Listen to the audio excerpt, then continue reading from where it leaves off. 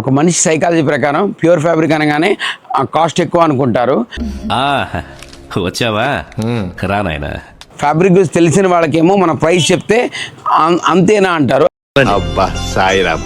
అదే ఫ్యాబ్రిక్ గురించి తెలియని వాళ్ళకేమో అంతనా అంటారు. ఇది నేను చూడలే. అది డిఫరెన్స్ అండి ఫ్యాబ్రిక్లో రెండిట్లో కూడా. ఒకసారి ఐటమ్ చూపిస్తాను.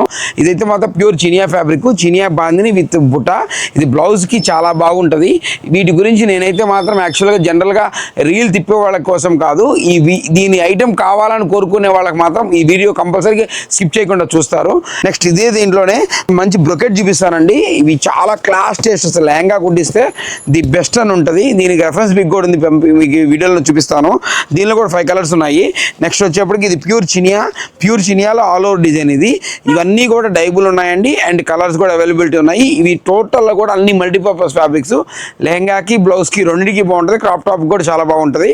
మరి ఇట్లాంటి ప్యూర్ ఫ్యాబ్రిక్స్ కావాలంటే ఆన్లైన్ షాప్ చేయాలన్నా కూడా మనం ఎప్పుడు రెడీగా ఉంటామండి. Thank you.